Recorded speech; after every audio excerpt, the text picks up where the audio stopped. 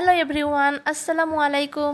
আশা করি সবাই ভালো আছেন। আমি চিকেন ফ্রাই রেসিপিটা নিয়ে হাজির হলাম আপনাদের সাথে। এই চিকেন ফ্রাইটা আপনারা বাচ্চাদের টিফিনে অথবা ফ্রাই রাইস প্লেটার আইটেমে রাখতে পারবেন। এই চিকেন ফ্রাইটা তৈরি করার জন্য এখানে আমি কয়েক পিস চিকেন নিয়েছি এবং সেই চিকেনগুলো ভালোভাবে পরিষ্কার করে ধুয়ে নিয়েছি। এখানে আমি 1 চামচ করে আদা বাটা, রসুন বাটা, এরপর জিরা ও গরম মশলা বাটা 1 চামচ করে দিয়ে দিয়েছি। এরপর এখানে আমি 1 চামচ পরিমাণ লবণ দিয়ে দিয়েছি। এখানে আমি 1 টেবিল চামচ সয়া সস ও হাফ চামচ গোলমরিচের গুঁড়া দিয়েছি। এরপর এখানে আমি 1 চামচ করে হলুদের গুঁড়া, ধনিয়া গুঁড়া ও মরিচের গুঁড়া দিয়ে দিব। এরপর এখানে আমি একটি ডিম দিয়ে দিব। এরপর এখানে আমি 1 চামচ করে টমেটো সস ও চিলি সস দিয়ে দিব। এরপর আমি সবগুলো ভালোভাবে মাখিয়ে নিব। এরপর আমি এর মধ্যে 1 চামচ আটা ও 1 চামচ চাউলের গুঁড়া দিয়ে দিব।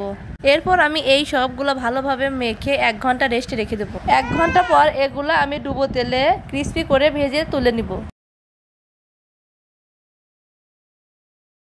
আমার ভিডিওটি কেমন লেগেছে অবশ্যই আমাকে কমেন্ট করে জানিয়ে দিবেন। আজকের জন্য এতটুকুই। সবাই ভালো থাকবেন, সুস্থ থাকবেন। আল্লাহ হাফেজ।